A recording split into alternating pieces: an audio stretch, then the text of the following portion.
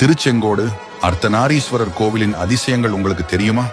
முன்பு ஒரு காலத்தில் ஆதிசேஷனும் வாயுதேவனும் தங்களில் யார் பலசாலி என அறிய இருவரும் போர் புரிந்தனர். அந்த போரினால் உலகில் அதிக பேரழிவுகள் ஏற்பட்டன. இந்த துன்பங்களை கண்ட முனிவர்களும் தேவர்களும் அவர்களிடம் யார் பலசாலி என்பதை அறிய ஒரு வழி கூறி அதில் யார் வெற்றி பெறுகிறார்களோ அவர்களே பலசாலி என்றனர். அதன்படி ஆதிசேஷன் தன் படங்களால் மேருமலை சிகரத்தின் முடியை அழுத்திக் கொள்ள வேண்டும். வாயுதேவன் தன் பலத்தால் பிடியை தளர்த்த வேண்டும் என்று கூறினார்கள். ஆனால் வாயுதேவனால் பிடியை தளர்த்த முடியவில்லை. இதனால் கோபம் கொண்ட வாயுதேவன் தன் சக்தியை அடக்கிக் கொண்டார். இதனால் உயிரினங்கள் அனைத்தும் வாயு பிரயோகமற்று மயங்கின. இந்த பேரழிவை கண்ட முனிவர்களும் தேவர்களும் ஆதிசேஷனிடம் பிடியை தளர்த்த வேண்டினார்கள். ஆதிசேஷன் தன் பிடியை கொஞ்சம் தளர்த்தினார்.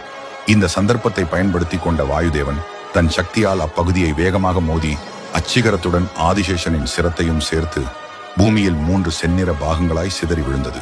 அவற்றில் ஒன்று திருவண்ணாமலையாகவும், மற்றொன்று இலங்கையாகவும், மற்றொன்று நாகமலையாகவும், அதாவது திருச்செங்கோடாகவும் காட்சியளிக்கிறது.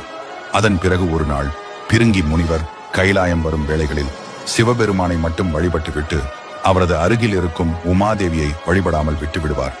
இருவரும் ஒன்றாக அமர்ந்திருக்கும் நிலையில் சிவனை மட்டும் வணங்கும் வகையில் வண்டு வடிவம் எடுத்து சுற்றி வந்து வழிபடுவார். இதனால் கோபமடைந்த பார்வதி, முனிவரே, சக்தியாகிய என்னை அவமதித்ததால் நீர் சக்தி இழந்து போவீர் என சாபமிட்டார். இதை அறிந்த சிவன், நானும் சக்தியும் ஒன்றுதான், சக்தி இல்லையேல் சிவமில்லை என கூறி உமை அவளுக்கு தன் இடப்பாகத்தில் இடம் கொடுத்தார். பார்வதி தேவி இடப்பாகம் பெறுவதற்கு இந்த திருச்செங்கோடு மலையில்தான் வந்து தவம் புரிந்து கேதார கௌரி விரதம் இருந்து இடப்பாகம் பெற்றார்.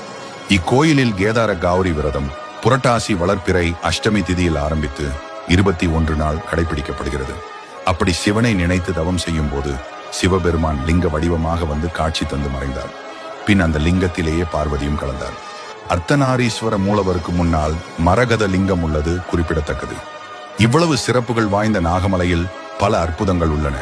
இவ்விடத்தில் 5 தலைகளுடன் ஆதிசேஷனின் முழு உருவமும் 60 அடி நீளத்தில் பார்ப்பதற்கே பிரம்மாண்டமான தோற்றத்தில் நம்மை மெய் சிலிர்க்க வைக்கிறது.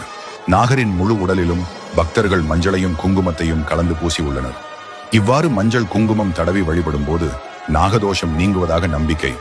படம் எடுத்த நிலையில் அமைந்துள்ள ஆதிசேஷன் லிங்க வடிவை தாங்கி அதை பாதுகாப்பதாக ஒரு ஐதீகமும் இங்குள்ளது.